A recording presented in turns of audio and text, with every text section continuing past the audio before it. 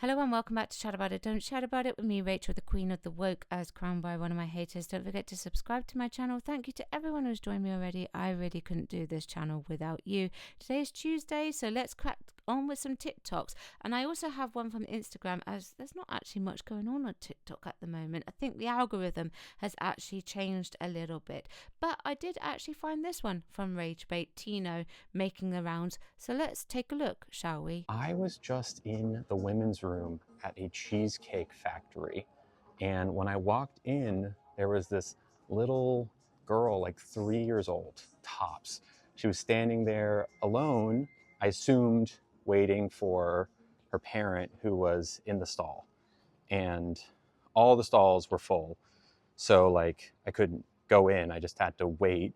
And it was me and this little girl and no one else. And she kind of looked at me like, and, I just like nodded my head and didn't look at her. I was like, it's kind of awkward. And it occurred to me that when the parent, who I don't know, leaves the stall, exits their stall, and sees me, a trans person, and their little 3-year-old daughter, that they might make an assumption based on untrue things that they've heard, an assumption that could be very dangerous for me, unsafe for me. So instead of waiting for that to potentially happen, I left the bathroom and decided I didn't need to pee that bad. Trans people go through this thought process any time they're in a bathroom, and it's not okay. And it's important to talk about because it happens all the time. First of all, did you just assume that that mother or that auntie or that female cousin in that toilet store actually wanted to be defeminized and called parent? That's a double standard. Shouldn't you ask? Is that not what we have been policed and told to do? We've got to remember that Lily Tino is going for facial feminization surgery very soon, so maybe not in the too distant future, Lily will not have this issue. You're feeling threatened because you are well aware that some serious accusations could actually come from this. And you also feel uncomfortable because you are actually very well aware, and you definitely are in this case, that you do not actually pass. I would highly recommend maybe you actually look for a gender neutral toilet if they actually do exist, should you actually fear for your own safety. What I'm saying is, you shouldn't be in there, and it was going to cause a problem, and that is why you left. You think it was dangerous for you? Put yourself in that little girl's shoes, mother's shoes, auntie's shoes, female cousin's shoes, whoever. They would be fearing for that little girl, not you. They may not actually do anything to you, but that's beside the point. You are very, very self-centered in this case.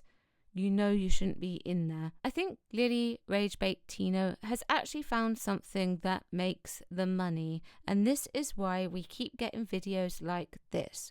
I fully believe that we should continue to call out these types of TikToks because there's a lot of transgenders and a lot of young people on TikTok. It teaches these young people how to behave to everyday strangers in public when they are questioning their gender identity, and this is what they will take inspiration from, and they will treat people that way as well.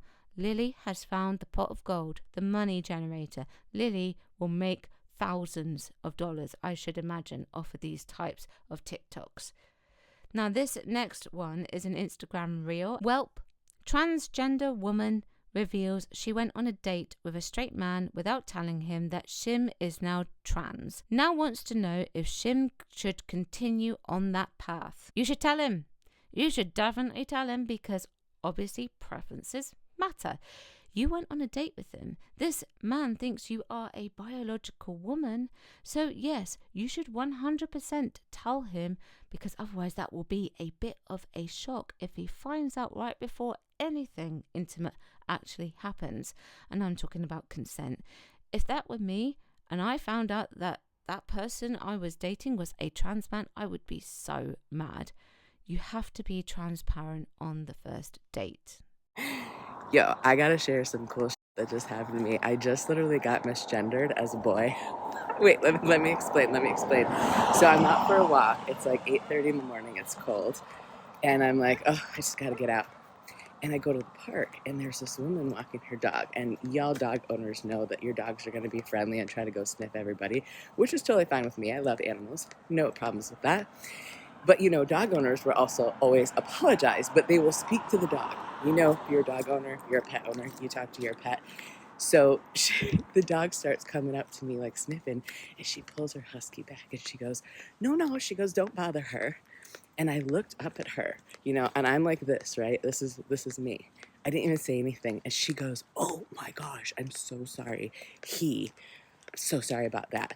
And I go, no problem. And I just walked off. And I was like, did I just get misgendered the right way? This is literally the first time this has happened to me. And this is the first day of 2025. I mean, what can I tell you? That was like the best thing that could have happened.